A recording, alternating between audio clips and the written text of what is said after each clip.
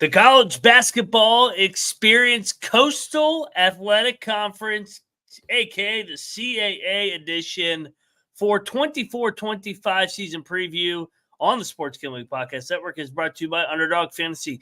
Sign up with that promo code TCE SGPN to get 50% deposit up to $1,000. That is the Underdog Fantasy promo code TCE SGPN. Coastal Athletic Association. And we're also brought to you by Rhythm. Start crushing college football and NFL with Rhythm.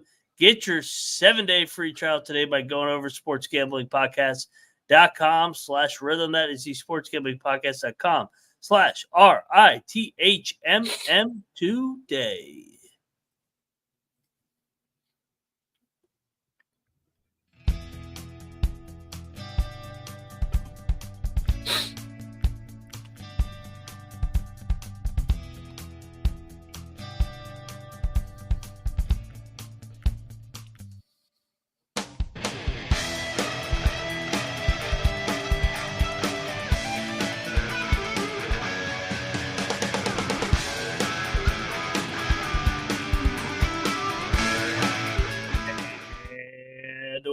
Welcome, everybody, into the College Basketball Experience. Sunday night, October the 20th, we move along. 10 previews to go, and let's break out the CAA. I love the CAA. It's a local league for me with the schools in Virginia, the Carolinas. Can't wait to catch some CAA basketball this year. A lot of teams in this league, so we're going to break down each and every team, give out our champion, sleeper, bust, and all that good stuff. If you are wondering who you're listening to, I am Moneyline Mac, a.k.a. the former video coordinator for Bob Huggins and Frank Martin.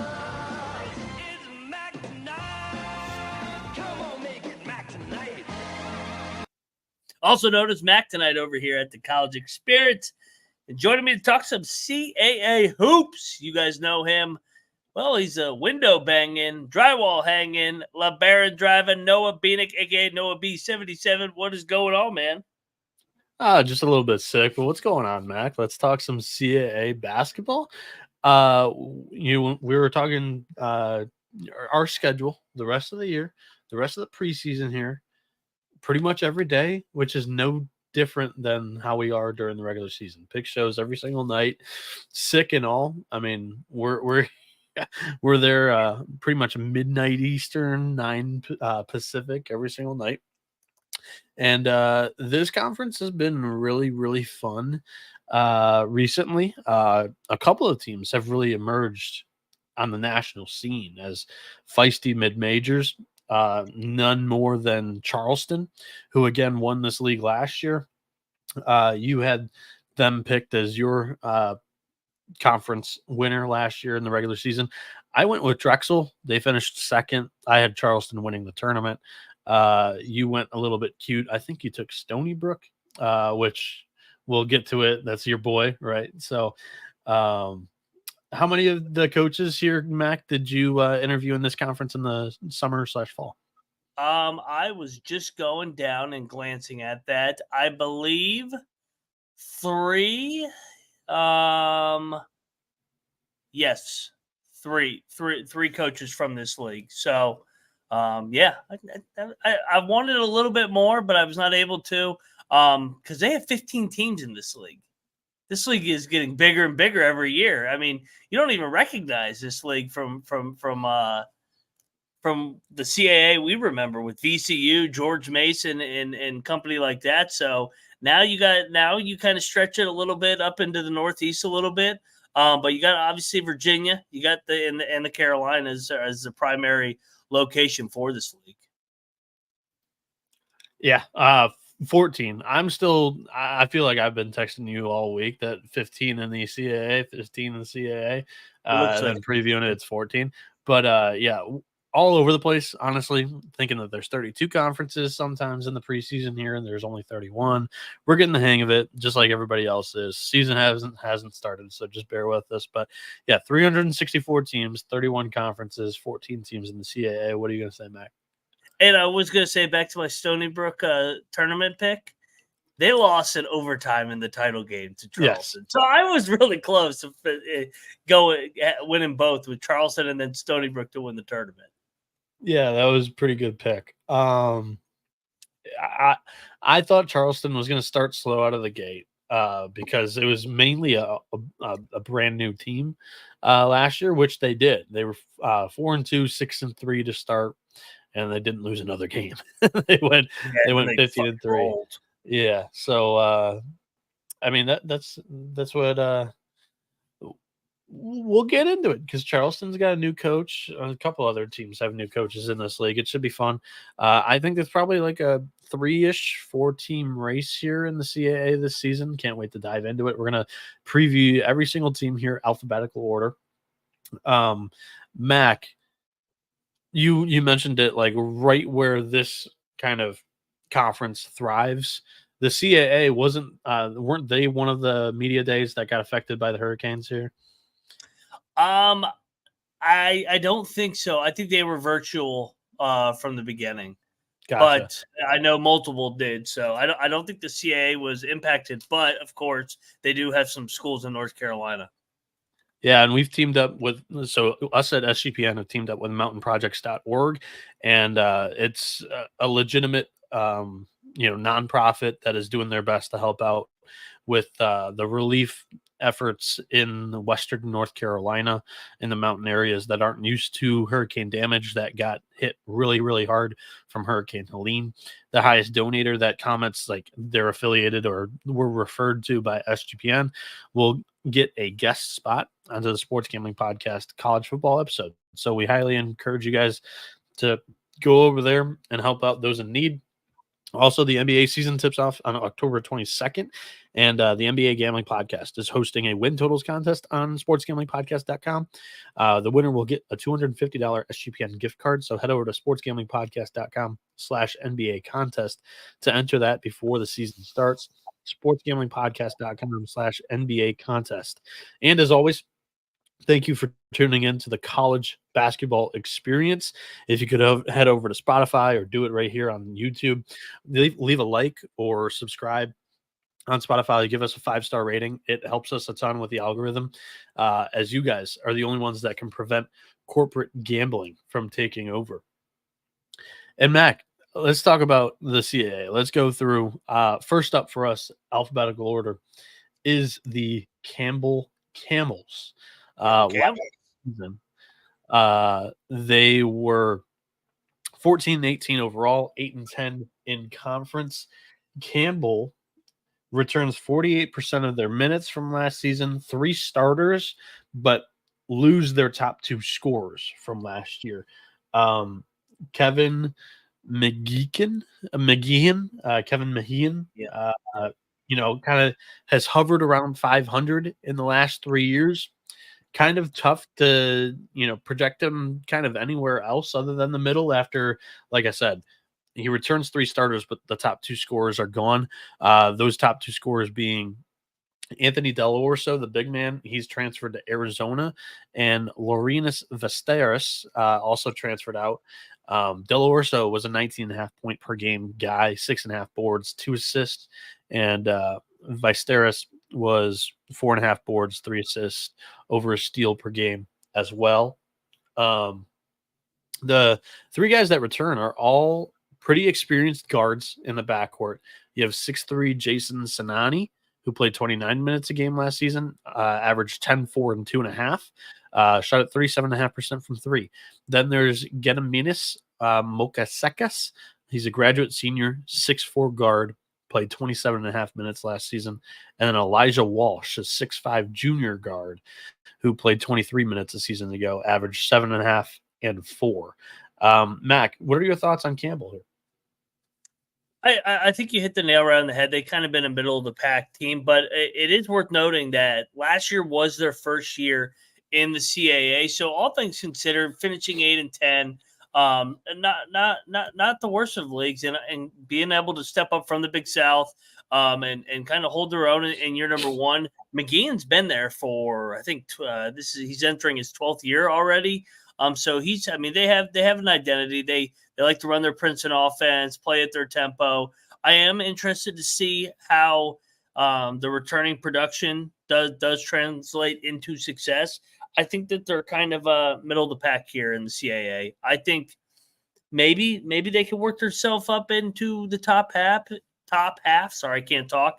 If they get on the right side of a bunch of close games, but for the most part, I have Campbell kind of just probably below the middle of the pack. Like you said, the Princeton offense, that's where the a couple of newcomers come in the front court. Caleb Zerline, a D2 transfer from McKendree last season. He's a graduate senior, 6'8", played 31 minutes a season ago in the D2 level, 13.5 points, 6.5 boards, 2.5 assists, shot at 53% from the field, averaged 2.5 blocks per game. And then you also have Taryn Frank, a 6'8" graduate senior as well, who played 17.5 minutes last year for the Idaho Vandals. And they also bring in 6'9" Eric Vanderhagen from UNC Wilmington in conference. Ouch. But he's a 6'9" senior forward who played 10.5 minutes in the CAA game last season. So the newcomers, the question marks, tend to kind of be where McGeehan's offense run out of. So that's I'm raising question marks for me personally. Like you said, coming up from the Big South, where they were about a 500 team in the Big South every single season last year, a little bit below in the CAA after taking a step up. I think they're a little bit better than last season, but I really don't see a high ceiling for the Camels this season. Anything else you want to add? No, I agree. I think that you kind of know what you're getting. They're going to be around 8-10 probably again, maybe 9-9 if they get on the right side of those close ones, maybe a 10-8, but most likely just a tad below 500 in the CAA. Let's talk about the Charleston Cougars, who, Pat Kelsey had moved into the CAA, had really good success, parlays it into a job at Louisville. Good for him, but that was like a mild surprise that he got the Louisville job. It was kind of figured that he was going to bounce after last year, after coaching up a group that was relatively new and inexperienced at Charleston in the CAA. But they bring in Chris Mack, who has been a solid coach. I didn't think he killed it at Louisville, but he was solid at Xavier. The note that I had on Mack was year one at Xavier, they were tied for first in the A10. Year one at Louisville, 20-14, earned an at-large bid into the NCAA tournament. So I don't think he's really going to start slow at Charleston. But the transfer portal is kind of taken on a whole new meaning since he got out of the game a couple of years ago. It's like a different monster. He went in and used it, and we'll see how well he was able to do with it. Mac, any thoughts on Chris Mack before we get into the roster here? I think Mack's a good coach. I thought he did a really good job at Xavier. They won 20 games basically every single year while he was there. He did take over, though, with Xavier rolling at the time, over for Sean Miller. Louisville was more of a rebuild, not so much like a rebuild like what Pat Kelsey's doing at Louisville now, ironically, but more so just with Pitino ending the way it did there, and coming off the interim year. It was a little bit of a rebuild to get to the dance his first year. Just things didn't work out for whatever reason after that COVID year. That was his best team, going 24-7. So overall, I think he's a pretty good coach, winning 68% of his games. Most importantly, he's got the best job in the league from a resources standpoint, money-wise. Charleston is all in for basketball. So I think he's the right guy to kind of continue this momentum from his good friend, Pat Kelsey. Yeah, I agree with you. And from his good friend, Pat Kelsey, he gets the preseason player of the year. And it was the only one of two returnees from last year's roster. Ante Brzovic. He's the star center of this team. Last year, he only played 22.5 minutes. Mack is going to have him playing 30 this year. That's typically what he does. It's a short bench. But last year he played 22.5 minutes, 12 points, 6.5 boards, 2.5 assists. Expand that for whatever, 28, 29, 30 minutes. And this guy's going to be even more of a monster than he was last year, shot at 46.5% from the field. And they also bring back a point guard from last year's team who averaged 4 assists, CJ Fulton, who played 24 minutes.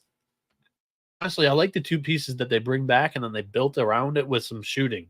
Darren Boyd comes in from Lipscomb, one of the best three-point shooting teams last year. 44% from deep, 52.5% from the field. He scored 17.5 points per game, 3.5 rebounds per game. He's a graduate senior 6'3" guard. You also bring in AJ Smith, the 6'5" junior guard, shot at 35.5% at the Citadel from deep last year. They love to shoot the three bomb. They were 45%, or AJ Smith was 45% from the field, averaged 16 points, 4 boards per game. Lazar Djokovic comes in after playing 14.5 minutes for Xavier. George Kirchich, or Churchich, shot at 43% from deep at St. Louis last year in 10 minutes per game. DeWilk Tavares shot at 36% from deep at Delaware State last year in 31 minutes. He averaged 13.5 points, 3.5 assists per game. And then Elijah Jones, he played 25 minutes last year per game. He didn't play a ton of games last year, but shot at 53.5% from deep, averaged 8 and 6.5. He's a 6'7" forward. So he's going to be able to stretch out and shoot you one. And then 6'10" forward Steph Van Bussel only played 8 minutes for St. Louis last year, but he's 6'10". So I really like some of the pieces that they got out of the portal. Like I said, Mac's going to find his rotation, and he's going to stick to his 6 or 7 guys. And this team's going to be pretty damn good, I think, Mac. Yeah, and to continue what Pat Kelsey did, they were top 50 in the country last year offensively. They like to get those threes up, and they definitely were more of an offensive oriented team. And I think it's going to be more of the same with Charleston. Like the guys that he's bringing in through the portal as well. You mentioned it, just rattling off the kid coming over from Lipscomb, and then the Citadel as well, and then I like the 4-man Djokovic from Xavier as well. So I think that they're right there, top 4 easily, probably right there to win the league. I agree. Underdog Fantasy Pick'em has one of the biggest menus for all sports fantasy: NFL, college football, MLB, MMA, WNBA, NASCAR, NHL, and even college basketball season. When we get rolling around in about 2 weeks here, you can make plenty of money with Boost-tober right now, where you can get a spooky amount of profit boosts and much more. And with NBA tipping off, every NBA pick'em entry from October 19th to October 27th will be boosted. And you can now use these specials and boosts on all flexed entries.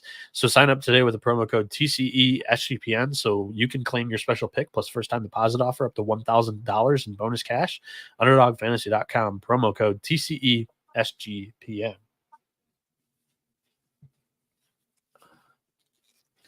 All right, we're back here on the college basketball experience. My allergies, I'm struggling over here, but battling through it.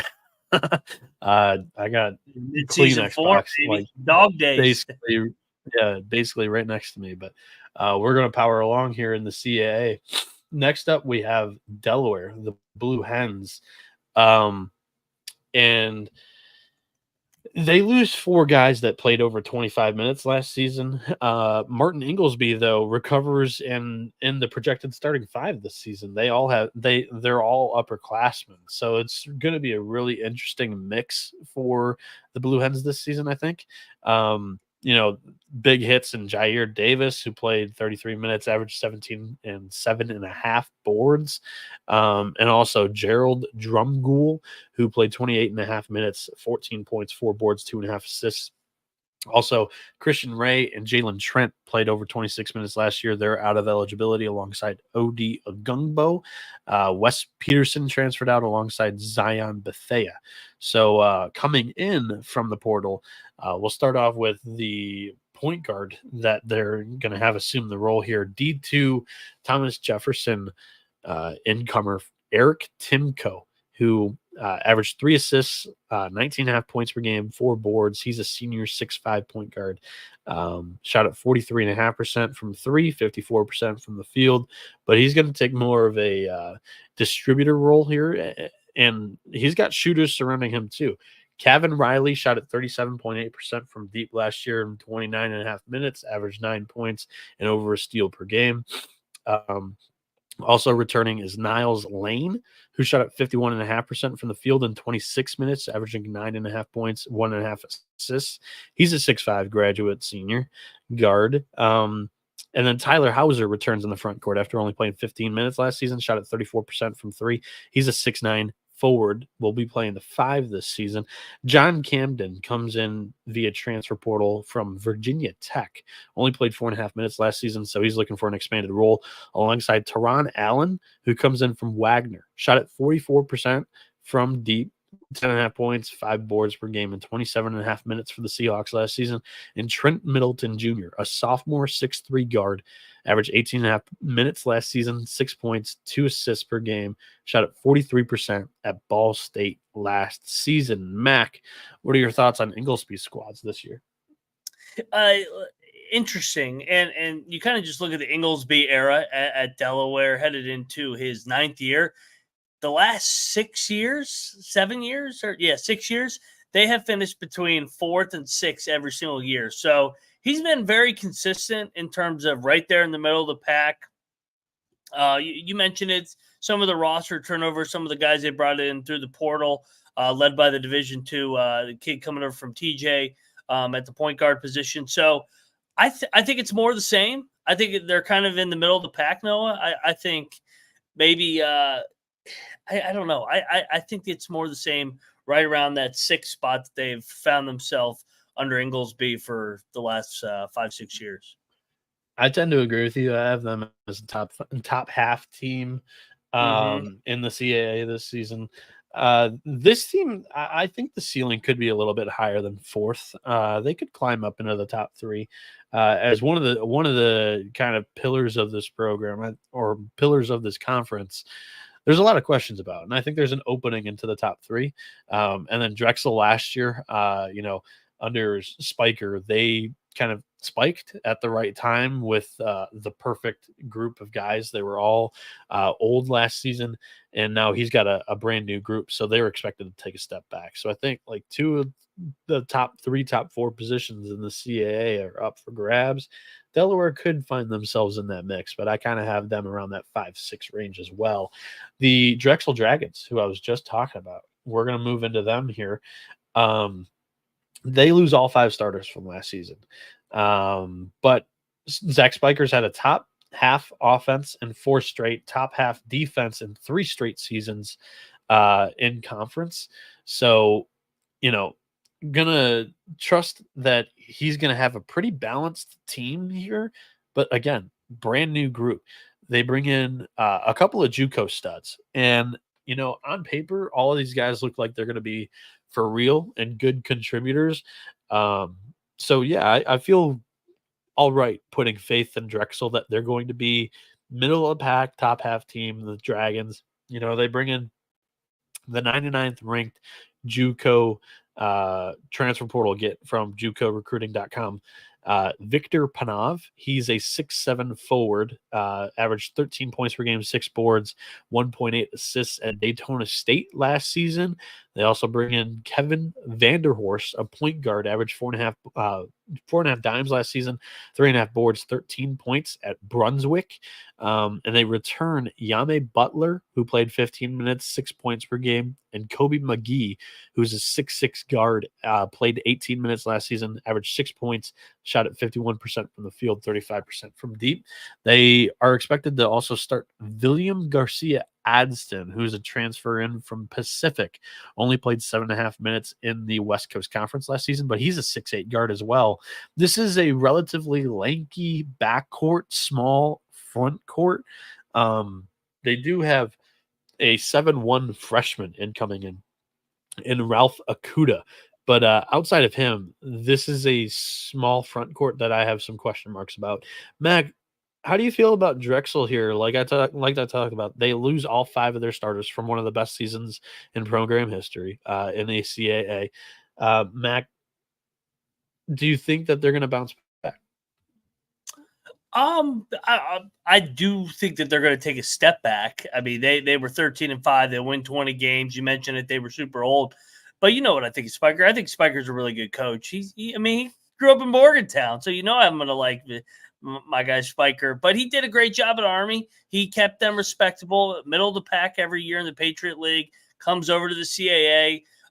He's gotten to the dance one year. And then he's kind of been right in the top 5 the last 4 years, just hovering right there, knocking on the door. They had an early exit, unfortunately, in the conference tournament with that veteran group. Yeah, he's got a lot of pieces to patch together, but this is kind of one of those culture coaching backings that I'm just going to blindly back Spiker to think that they'll be in the middle towards, I don't know, maybe that 5 to 7 range of the CAA. I don't think that they're going to have this big drop off like the preseason poll said that they're going to have. Yeah, I tried my hardest not to look at the preseason poll when I was making all my rankings, but when I saw that they were picked 11th out of 14, I was like, that feels wrong. So I feel like I have more trust in Drexel than a couple other programs in the CAA. They're going to land probably in the middle of the pack for me. They're definitely going to start slow. They've got, expected to start 3 or 4 JUCO kids here. So that's a tough projection to make. But I think they'll be playing their best ball in conference play after a couple of rough months in the non-conference. Next up, alphabetically for us, is the Elon Phoenix. The Phoenix. Last year, 6-12 in conference, 13-19 overall.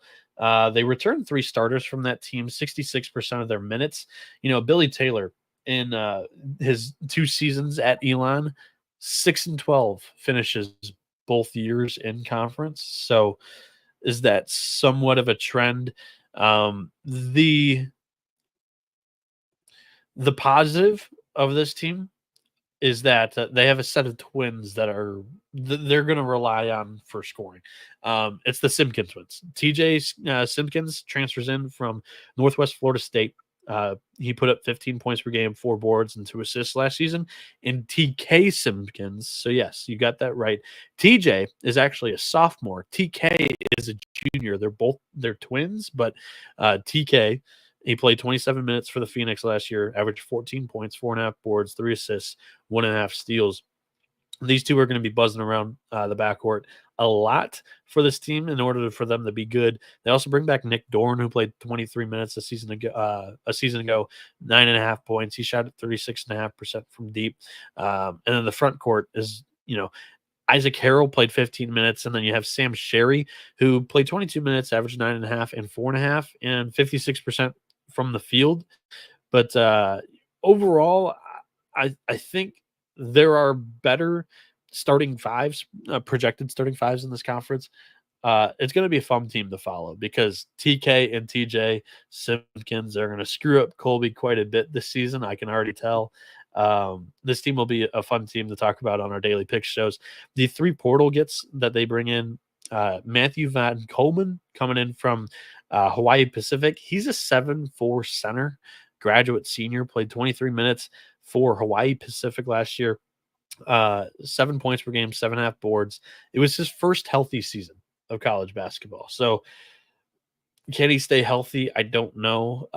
Andrew King also played 13.5 minutes at UIC last year in only 2 games. He had some injury issues. And then Jamil Rideout, 26.5 minutes for USC Aiken D2 college last year. Played 10 points per game, 2.5 assists. Mac, your thoughts on Elon? Mine are fun team, probably bottom half of the conference. Probably good offense, bad defense.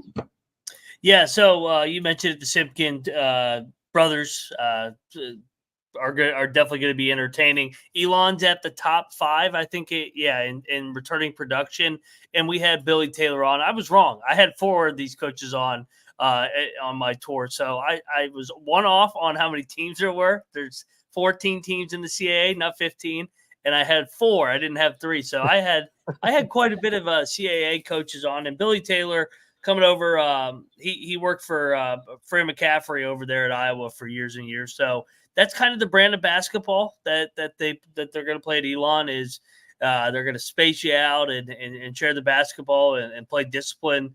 And that's why Iowa's been good for as many years as they've been competitive for as long as they have. And I think they took a little bit of a step last year. I know it says 6-12, but in the total win total, they went from 9 wins to 12 or 13 wins. So I think they take another step here. I think they get closer to that 500 mark. And I'm with you. I think they could contend for middle of the pack in the CAA. Yeah, I think they're one of the more fun teams this season. Starting 4 sophomores might bite you, but we'll see.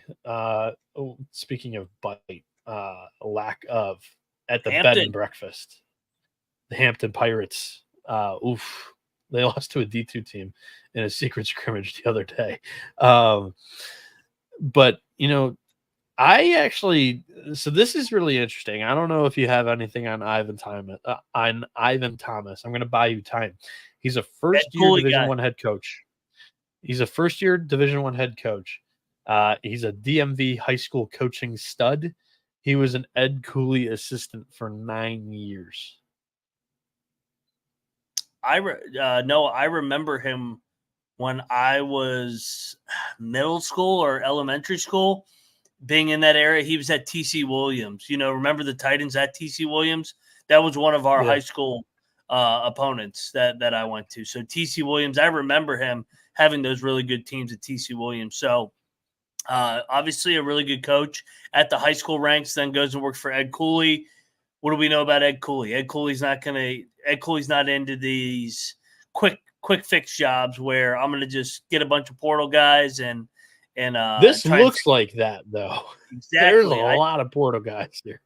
There is, and maybe he gets it flipped quicker, but most likely I think it's a long-term hire that you're looking at for Hampton, and he's got a lot of work to do to change that culture over there. Yeah, and for what it's worth, I'm poking, or I'm just rebuttaling to you, but he brings in 5 freshmen. There are 2 redshirt freshmen on this team from a season ago. But he hammered the transfer portal. He recruited above them, so a lot of those freshmen are not going to play this year. There are a couple of seniors that he brought in, 4, and yeah, I think he's going to do his best to kind of not completely bottom out like Hampton has in recent years, but at the same time, he's building, or at least attempting to, at Hampton. We'll see if you're able to sustain it in this day and age of college basketball. I have my doubts, but I will say this. You might have a bad taste in your mouth, a little bit of aftertaste after Noah Farrakhan, but I think he's a good fit at a shitty D1 school. You saw him at Eastern Michigan. He was a 20-point per game layup to win the other night against Bowie State. I saw that in a tweet, but look, he was a 20-point per game scorer at Eastern Michigan in the MAC. The MAC is pretty similar to the CAA, in my opinion, when it comes to competition. He dipped his toe into the water in the high majors at West Virginia last year. Absolute shit show. No offense, Mac, but he said, this isn't for me. This is not my cup of tea. I'm going to go play 35 minutes a game and put the ball in the hoop. And I think that's what he's going to do. Last year in limited action, shot at 35% from deep. He's going to be a volume shooter this year. I don't expect it to be that good, but I expect a lot of them to go in. And he's going to be surrounded by a couple other like non-shooters. This is like, just give me whatever you can get in the portal, and we're gonna put the best guys out there. So KJ Satterfield, also from UAB. So like,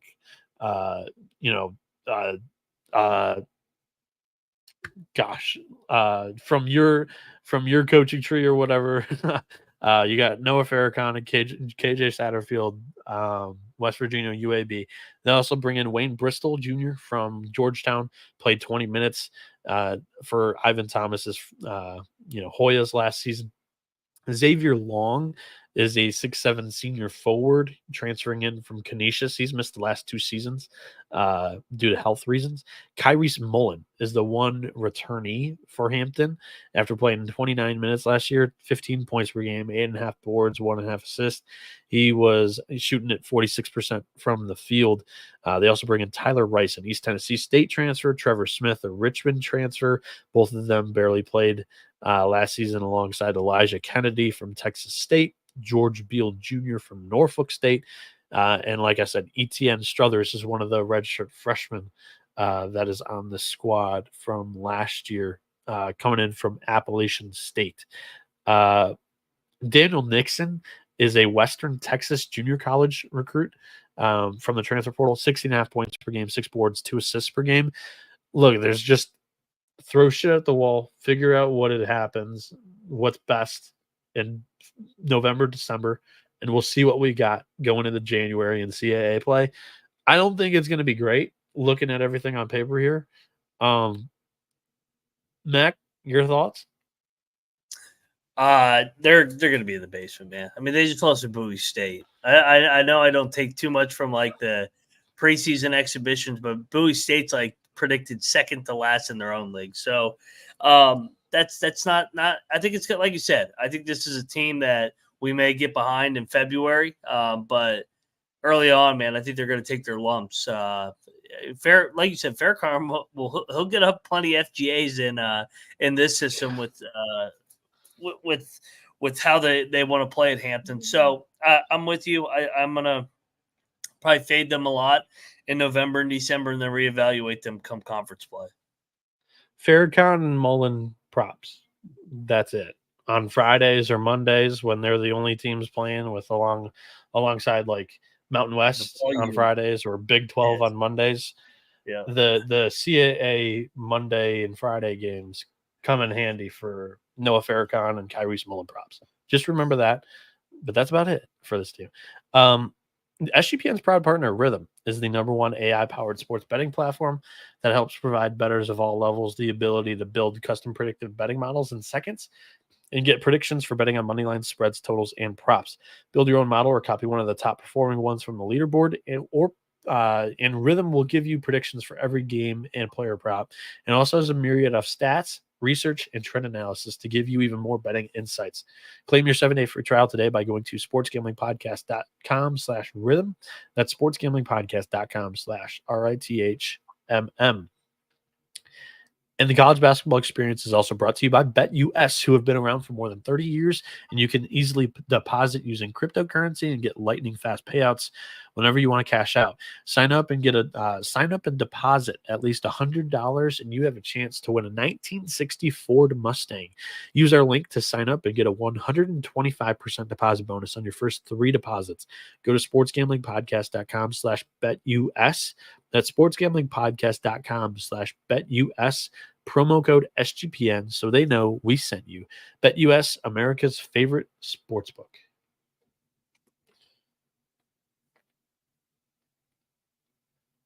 And we're home free here today on the CAA basketball preview on the college basketball experience. Gosh, sinuses are going crazy. Next up for us, alphabetically, Hofstra. Last season, they were 20-13 overall, 12-6 in conference. They lose 4 starters and 76% of their minutes. So tough for continuity to kind of be the calling card for this team. But Speedy Claxton has had a top 3 defense in the CAA in all 3 seasons he's been at Hofstra. So the defense is going to keep them afloat this season, keep them in contention, I think. But they lose Darlin Stone DePard to Tennessee. He put up 18 points per game, 7 boards, played 34.5 minutes. That's a big hit alongside Tyler Thomas, who's out of eligibility after putting up 22.5 points per game, 5 boards, 3 assists. They also lose Jaquan Carlos, played 35.5 minutes last year, 10.5 points, 4.5 boards, 6.5 assists, 1.5 steals per game. Jacko Fritz and Bryce Washington are out of eligibility. Aiden Best, Christian Tomasco, Griffin Baruch, and Miles Wilmoth also hit the transfer portal. Coming in from the transfer portal, they bring in another Jaquan, this one Sanders. He's a 6'4" guard, a junior from Seton Hall, shot at 37% from 3 last season in 10.5 minutes. They bring in TJ Gadsden from Canisius, who I believe was via Syracuse, if I'm correct. He's a 6'7" forward. He's a senior this year, played 27 minutes for the Golden Griffins last year, averaged 9 points, 4.5 rebounds. And Michael Graham from Loyola Marymount played 13.5 minutes last season, averaged 3 points, 4.5 boards, 63% shooter from the field. Jean Aranguren coming in from Iona after playing 22 minutes for the Gales, 8 points, 4 boards, 2 assists, 1 steal per game, shot at 47.5% from the field. And Carlos Lopez transfers in from St. Francis, Pennsylvania, 27 minutes per game, 9.5 points per game, 1.5 assists. They return Keyshawn Robinson, who only played 9 minutes last season, 36% 3-point shooter, and German Plotnikov played 22.5 minutes last season, averaged 6 points. He shot at 58% from the field, 47.5% from 3 in 22 minutes, which was all right.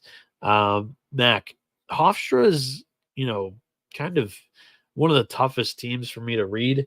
I don't think they're in title contention this year. I have some question marks on this team about who's going to be able to get them a bucket this season. But what are your thoughts here?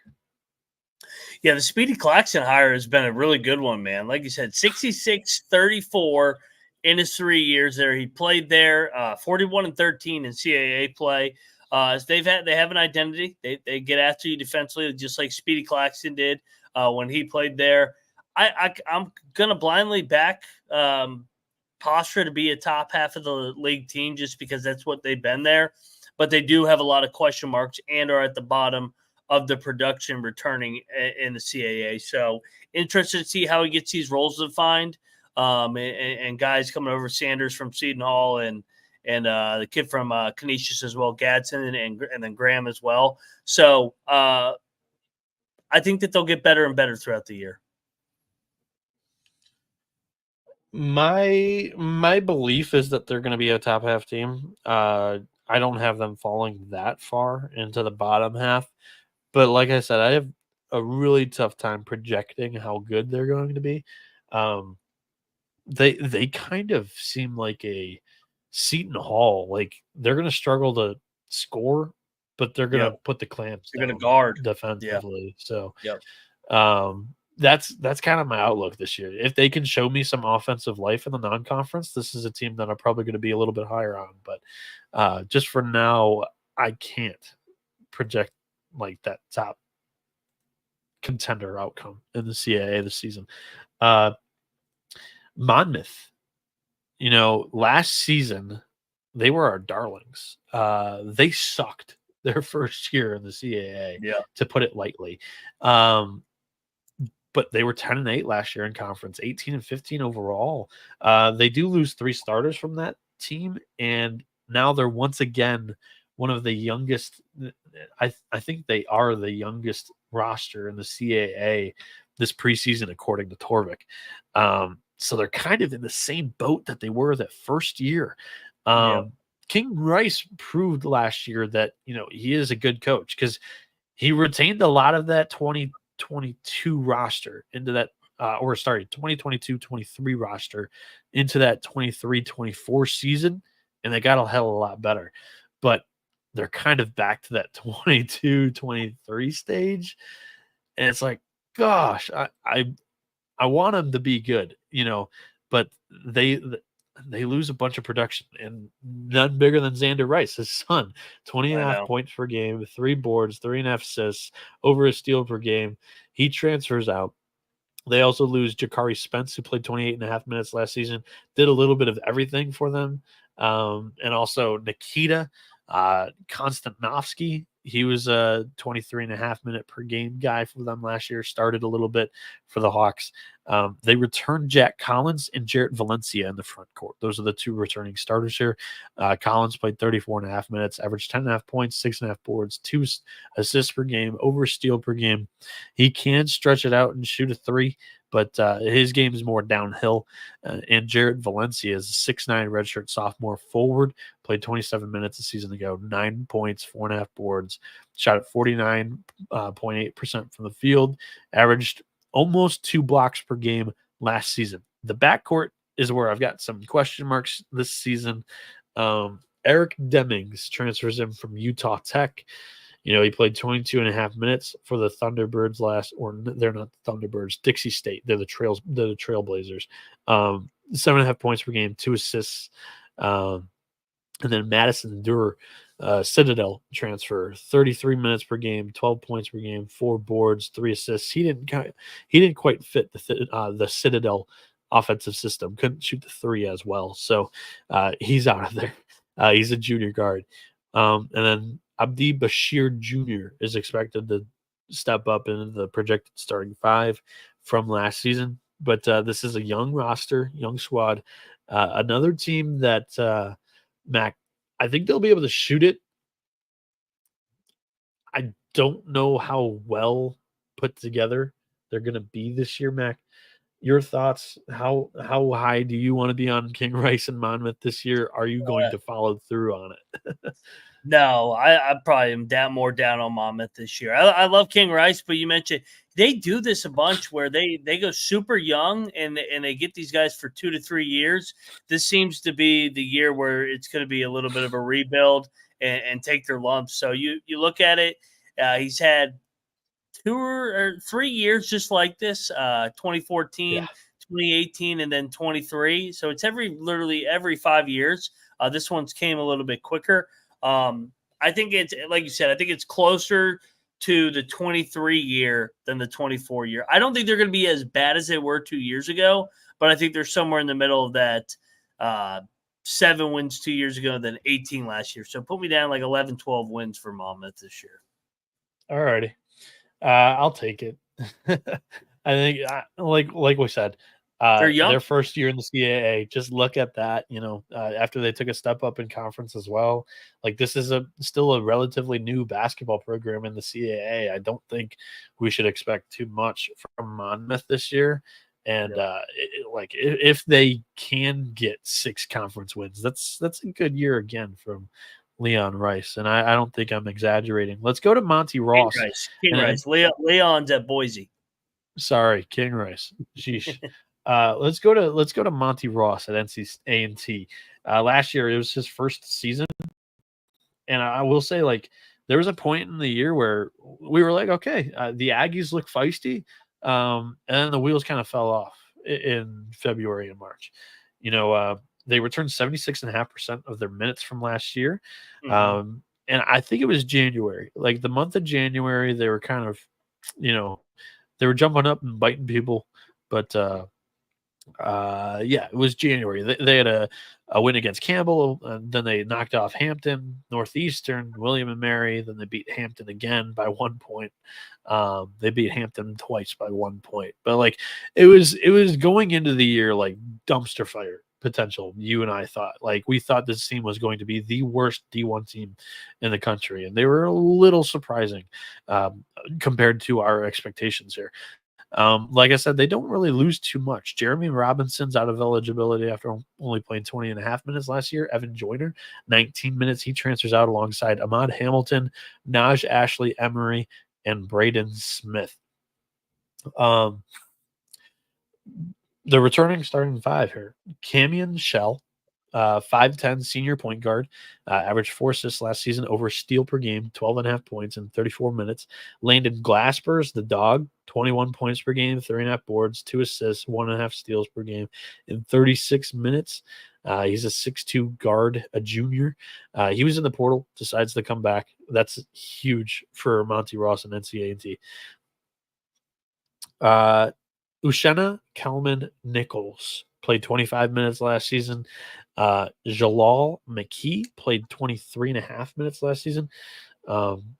Nicholas Chikudis played 25 minutes, averaged 7 and 5 in the front court with over a steal and over a block per game, shot at 48% from the field.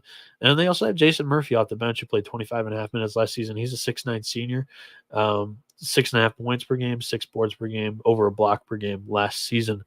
Mac, how high do you think NCAA's ceiling is this year? So Monte Ross, we had him on, I think mid July or maybe late July.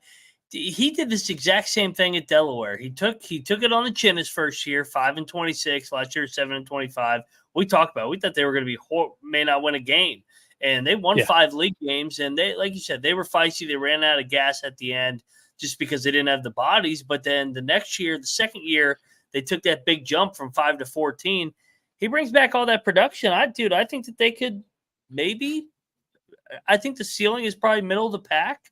But they're definitely not going to be in the basement for me this year. I agree. I think this was the team, weren't they missing, all of their forwards last year? Weren't they playing 5 guards? Until January? They were super banged up, and that's why they took it on the chin in February. Yeah, we didn't expect them to be good, but they were, hurt and also not really supposed to be good, too. So it was avalanche of disaster, and they relatively did well compared to expectation. Next up for us in alphabetical order, Northeastern in the CAA, the Huskies. Under Bill Cohen, they've kind of been how do I put it? Regressing. They've just finished under 500 in 5 of the 6 seasons he's been there. So I don't know. They have good retention this year. And honestly, it was a little bit of a theme in the CAA. You either lost your entire roster or you returned 4 or 5 guys. Northeastern's one of those teams that return 4. They also they return 4 starters, all of them in the same class. They grew up together. Rashad King, Harold Woods, Masai Troutman, Jared Turner, all of them juniors. All of them played 23 minutes or more last season. All of them can shoot the 3 ball. In the front court, they bring in Yuri Fritz from Canisius to kind of play center. He's a 6'9 junior, played 21 minutes last season for the Golden Griffs, averaged 5 points, 4 boards, 56.5% from the field. I don't know how good they're going to be offensively. They've been a bottom half offense in Cohen's tenure. Mac, can you put some sense into the Huskies for me this year? Yeah, you know me, man. I love Bill Cohen.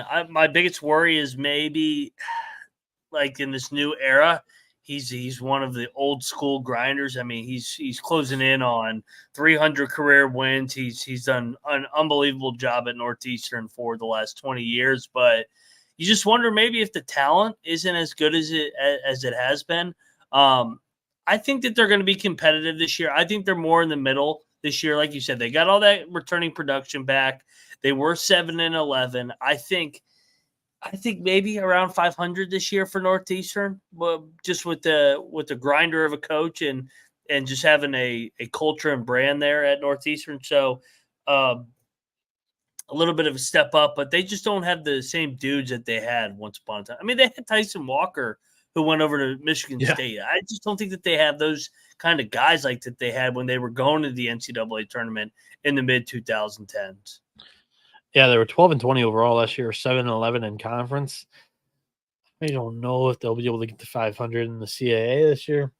I think there's plenty of teams that, I just want to be a little bit higher on than Northeastern this season. So I'm probably going to end up a little bit lower on the Huskies than other people. That's middle of the pack because they have a lot of retention, slightly bottom half for me. Harold Woods and Masai Troutman were both double-digit point per game scorers last season.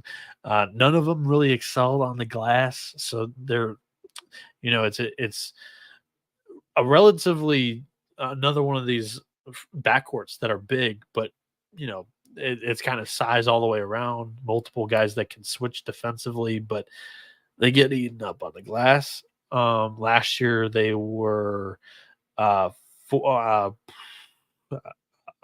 what am I looking for? They were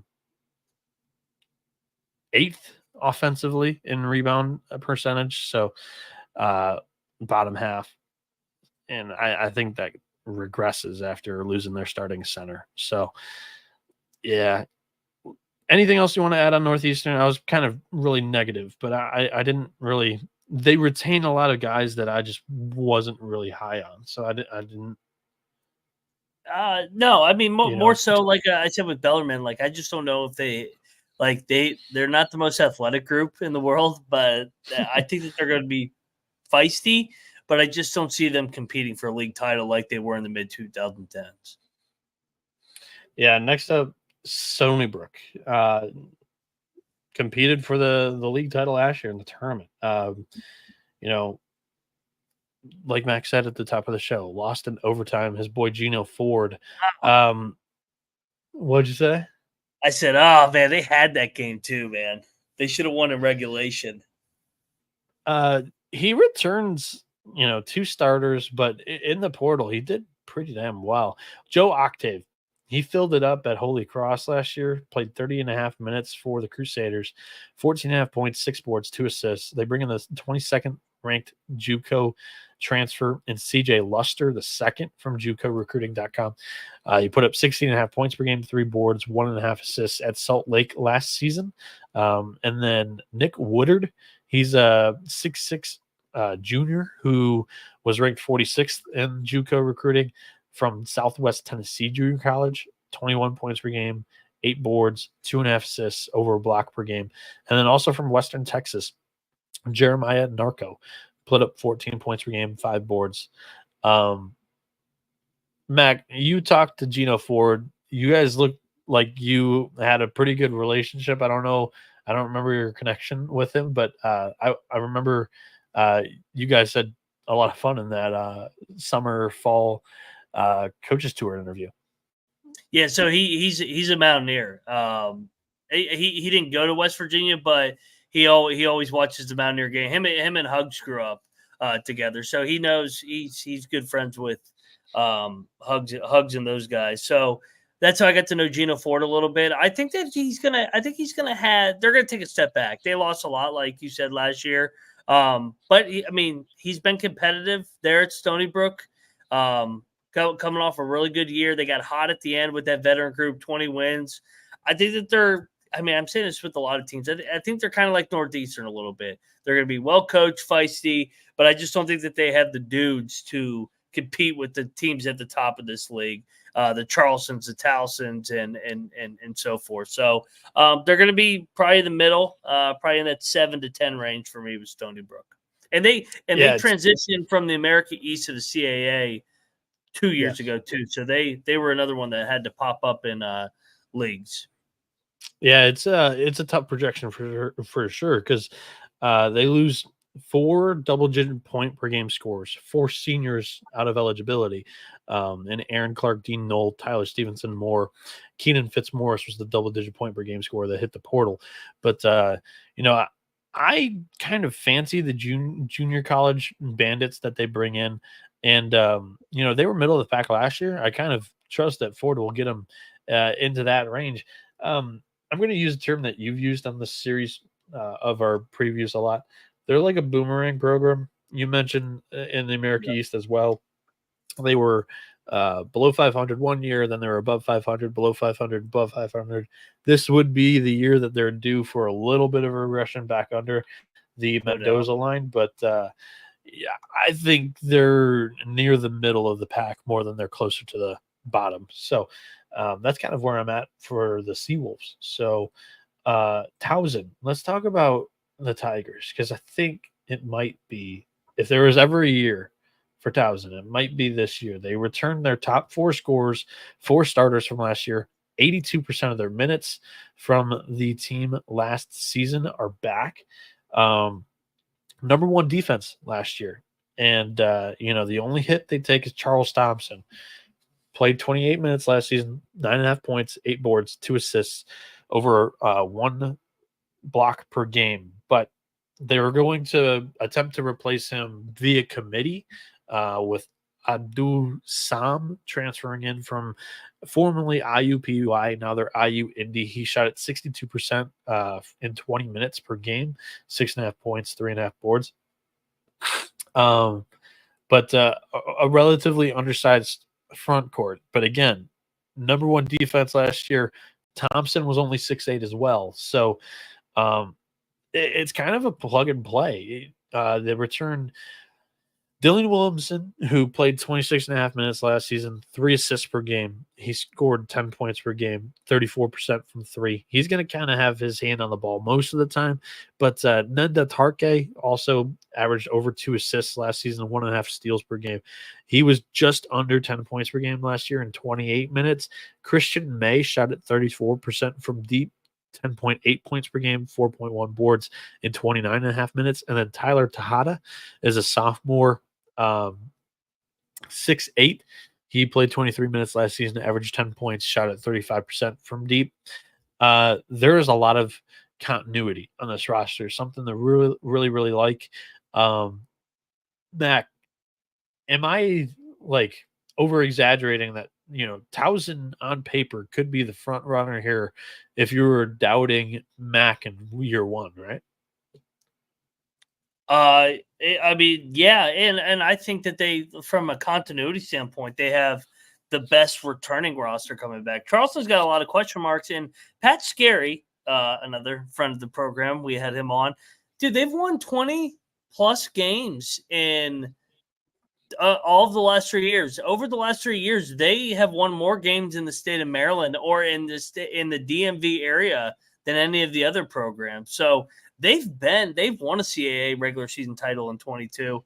Last year, third, and then they were fifth another year. So I think they're right there to win this league with this veteran group. They're tough. They have an identity. They're going to guard you. They're going to rebound, and it's perfect to kind of complement going against a Charleston team that just wants to outskill you. So I think Towson definitely has the DNA to win the CAA this year.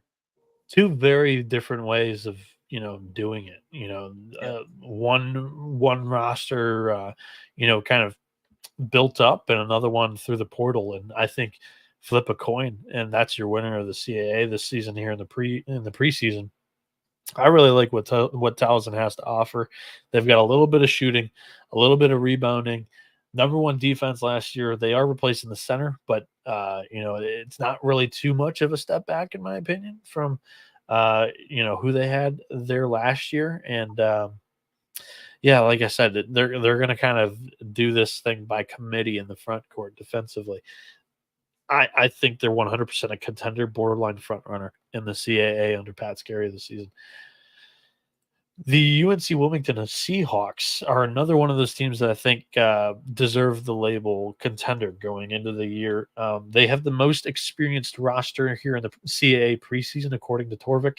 And, Coach Siddle has won at least 12 CAA games in 3 straight years. So he's figured something out. He's got a lot of program momentum going right now.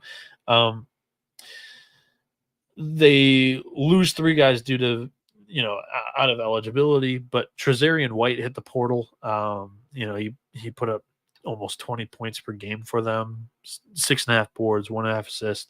Shaquem Phillips is one of the guys out of eligibility after putting up 14 points, 3 boards, 3.5 assists, 2 steals last season.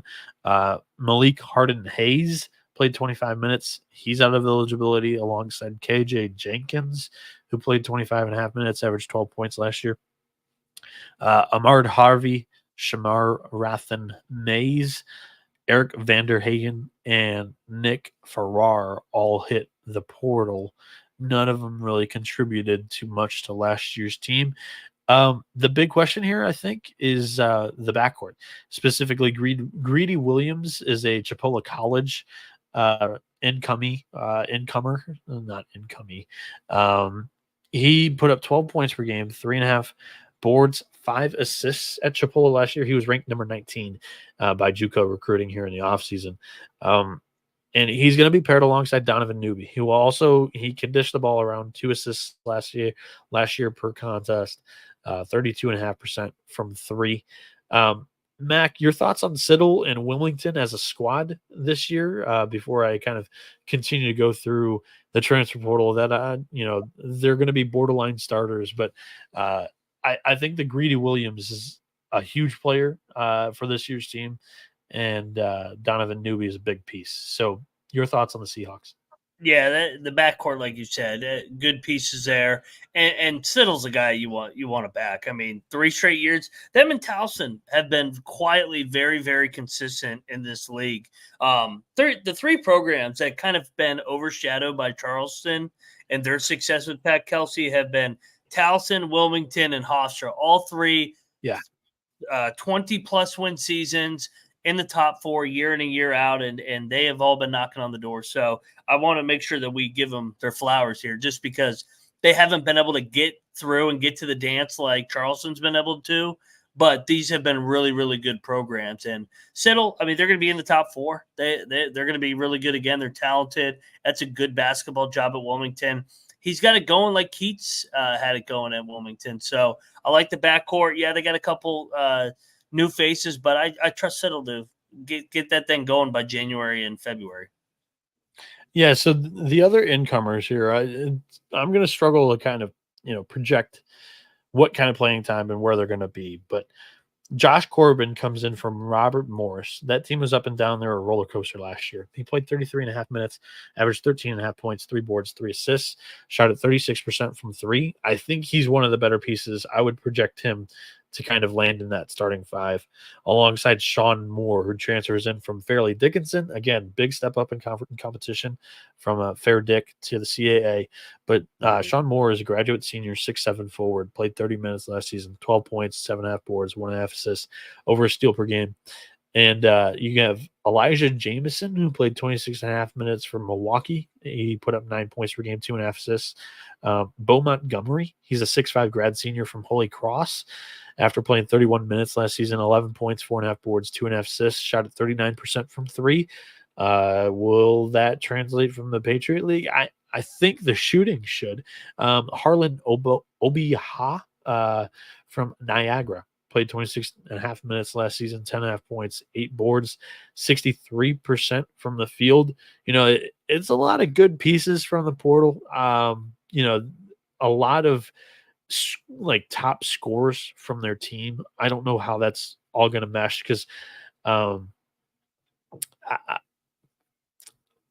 me, I'm going to bet on Siddle. I'm going to bet on this program who's been a contender pretty much year in, year out. They're the most experienced group, the oldest group entering the year in the CAA. I'm going to bet on that. But when it comes to the roles, I think this is a team that probably peaks when they need to in February, March. I'm with you. I think maybe this is the year that they get over the hump and win the tournament. Them and Towson have been knocking on that door. All righty. And Ryan Hasty's saying he likes Kamari McGriff, who played 16.5 minutes last season. So he's expecting him to take a little bit of a step up. And he says that Wilmington reloaded. We're going to finish off with the William and Mary Tribe. They are also interesting this year. They returned 5 guys who played 23-plus minutes last season. And under first-year head coach Brian Earl from Cornell. Impressive that he kept this thing together. Right, Mac? Mm-hmm. Yeah, and I mean, he did a good job at Cornell at the latter stretch of Big Red. That run. I mean, they're coming off a 22-8 season last year. They went to the NIT, and I mean, he maximized it at the end. So, looking maybe William and Mary still has not gotten to the NCAA tournament. Could this be the year that the Tribe and the Drought? We'll see. But yeah, a lot of promising coming back with Bill and Mary. Yeah, last year they were 10-23 overall, 4-14 in conference. I'm super impressed that the entire roster stayed together, and they're good pieces here. Like, he also gets Keller Boothby, one of his guys from Cornell, who shot at 41.5% from deep, 16.5 minutes per game. He's a 6'7" guard, graduate senior. Will he start? I don't know. I like the starting 5 here, and I think they've got pretty good depth, to be honest. So Chase Lowe, projected to be the point guard. He had 3 assists per season, 3 assists per game last season, 52.5% from the field, 12.5 points per game, 7 boards, like super active all over the place. An Energizer bunny, Chase Lowe. He's a 6'5" guard. Another 6'5" guard, Mateus Case, 26 minutes, 7 points per game, 4 boards. And for William and Mary last year, they bring back the Dorsey brothers. Gabe Dorsey, 6'6" senior. He's kind of a you could play him in the backcourt, play him in the front court, or Caleb Dorsey, who was 6'8" and a senior. Gabe played 32 minutes, averaged 14 points, 36% shooter from deep. And Caleb, 25.5 minutes last season, 7 points, 6 boards, 1.5 assists per game. And then Noah Collier played 23.5 minutes last season, put up 13 points, 5 boards, 65.5% from the field. Look, Cornell is a team to me, at least that, in the Ivy in years past, they have, really been able to shoot the ball. I don't know if this team's got the shooters that Earl's used to coaching up. I don't know how well he's going to be able to develop shooters here. A lot of seniors on this group, but I like the experience. I like how deep they are. They bring in, like I said, Boothby from Cornell. They bring in a Brown transfer as well, who he coached against, Malachi Dorr. Played 14 minutes a game last season, shot at 48% from the field. He's a 6'8" forward. D2 from St. Thomas Aquinas, 44.5% three-point shooter. Kyle Pulliam put up 14 points per game, 4 boards, 1.5 assists, 1 steal per game. He's a junior, 6'5". And then Kyle Frazier, 6'8" graduate senior, D2 transfer from Belmont Abbey, 39% three-point shooter. So he's getting the shooting from the lower levels to see if that translates and if he can, piece it together outside of the returners. But I like the nuts and bolts of this thing. I think they're going to take a huge step up. I might be a little bold on that, but I think this is close to a top half team. I think I got them right around 7 or 8. Absolutely. I mean, they're the second oldest team too. So it's not really your traditional rebuild job that maybe the outside person looking in would think with Bill and Mary here. So, yeah, man, I have them in my top half. I think that they're actually more leaning towards a contender. And I think Earl was a good hire coming over from Cornell. So we'll see if he can bring that a little bit of that brand of basketball that he played at Cornell. I mean, they were more up and down for the Cornell liking, I think, at the end there. So we'll see if he can translate that to William and Mary here. All righty. You want to jump into our preseason predictions when it comes to the Coastal Athletic Association, Mac? We shall, and I'll lead it off. In the basement, I have Hampton. Real bold of you. I'm going to go Hampton, too. All right. At number 13, we talked about it, man. They lost a ton. Monmouth. I want to be a little bit higher on them, but I think you're right. I have Monmouth at 13 too. Campbell was really close. I've got Campbell at 12, but I think Monmouth at 13 is the right thing to do.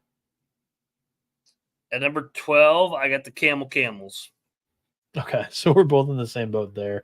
Who do you have at 11? This is where I had North Carolina A&T. Like I said, I think they make a little bit of a jump here. Yeah, I had NC at 11 as well. It just comes to, like, I think they played pretty well for Monte last year. I'm going to give them the benefit of the doubt that they honestly didn't even have their best 5 on the floor a lot of the year. So your 10th ranked team. My 10th ranked team is going to be the Phoenix of Elon. Yeah, I got Elon at 10 too. All right. We're agreeing too much. In the 9 hole, I got Stony Brook. Okay, I'm a little bit higher on the Seawolves than you. I have Northeastern. Northeastern, okay. At number 8 is where I have Delaware.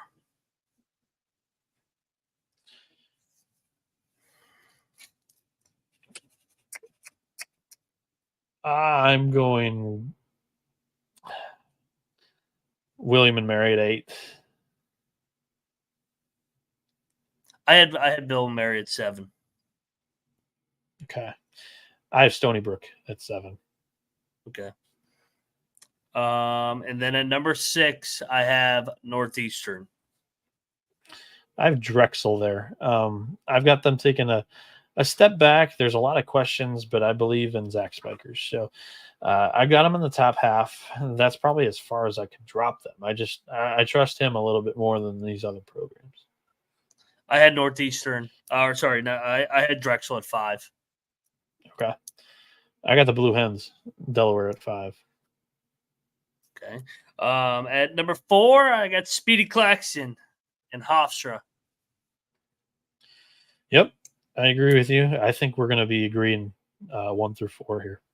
I'm going to go out on a limb and say that. Wilmington at 3 for me. Yep, me too. And then at number 2, I got Charleston, and I got the Towson Tigers winning the regular season. All right, the 1-2 flip. Like I said, I think it's more of a coin flip than people think. A lot of people might go Charleston, like I am here, but I'm really nervous. Like I think Towson. I'm going to go with the grab bag of talent and Chris Mack. Like I said, I went back and looked. He had good year ones at both Xavier and Louisville. I think it's good enough that Charleston keeps this thing churning in the CAA. So I got Charleston at 1, Towson at 2. Tournament champ for you, Mac. Who do you got? Who's the team that you think is going to be playing their best ball late in March? It will not be chalk because this is the CAA, and the last 2 years have gone chalk, so definitely will not go chalk this year. I got the Seahawks. I got the Seahawks of Wilmington cutting down the nets and getting to the NCAA tournament here. This is where I got Towson. I think it's a nice story. Like a lot of these guys, coming up together, and I think Pat Scarry gets it done for us. So I got the Towson Tigers going dancing. Mac, your sleeper team compared to the media poll. The media poll went like this: Towson 1, Charleston 2, Wilmington 3, Hofstra 4, Delaware 5, Northeastern 6, Bill and Mary 7, Monmouth 8, Stony Brook 9, A&T 10, Drexel 11, Elon 12, Campbell 13, Hampton 14. Damn, I'm kind of chalk. I don't really have one that's an outlier. Drexel, they have them at 11. I have them at 5. Yeah, I got Drexel at 6. That was my sleeper as well. And that's just a trust the culture play. That's your bread and butter, Mac. For a bust. Monmouth. Yeah. They're at 8. We both have them at 13. Yeah. I don't like that label for our guy Rice, but Monmouth they got some boomerang in that program. They're very they're very up and down at Monmouth. So I think it's more of a down than up for Monmouth. That's going to wrap up today's CAA preview, and Mac and I we're going pretty much daily from here on out in the preseason here. I'm going to give you the schedule or the tentative schedule for the rest of the preseason. Monday, October 21st, Sunbelt. Tuesday, October 22nd, Conference USA. Wednesday, Missouri Valley. Thursday, Big West. Friday, Ivy League. Whoa. Saturday, college football. Easy there. Yeah, I don't know what the fuck's going on, but I'm sick at the wrong time, obviously. At least it's in the preseason, not during the year. But Sunday, October 27th, SoCon. Monday, October 28th, AAC. Tuesday is kind of our idle day because we don't know what Colby's going to be doing. Mac might be filling in on the college football picks show on Tuesday, October 29th. Wednesday, October 30th is the A10 preview. Thursday, October 31st is WCC. Friday, November 1st, we're introducing a new show in the preseason. the preseason predictions episode. Yes, TCE for some reason has never done one of these. We want to get our takes and predictions and futures out there all in one show. That way, like it'll be, easy for, everybody that's looking for kind of our favorite bets, bold takes. They're all going to be in that show. Colby is to be determined whether he will be able to tune into that show or not. And then Sunday, November 3rd, opening night picks show. I know everybody's been asking me, DMing me, hey, when are we doing the WCC? Hey, when are you guys doing the 8-10? That's the schedule. I'm going to kind of do that at the end of all these shows coming up this week. That's the plan. Mac and I might double up on one day. Mac and I might skip a day because of, if Mac has to fill in on a college football show or two, while Kobe does the America-wide trek in moving his entire family for the next 2 weeks here prior to the beginning of college basketball season. Mac, anything else that you want to finish off with here before we get out of here? No, man. We're in single digits remaining for the conferences. So I got 2 more coaches tour episodes that I do need to release in the next week or so that I've had in the archives. A.W. Hamilton of EKU, and then I had Mark Byington on from Vandy. So I had him on last week. So I'm gonna release that. I know they were at Media Day last week. So yeah. Got those 2, and I'll release those this week. But yeah, man, I'm fired up. Season 2 weeks from tonight, at this moment, we will be doing our first pick show for November 4th. Hell yeah! All righty, that's gonna wrap up today's college basketball conference preview. If you're looking for more of these to binge them all, we have them in a playlist, nice and neat for you over on the YouTube channel, the College Experience -SGPN. We've also got the TCE trims, which is basically the biggest news headline of the day over there for you. We've also got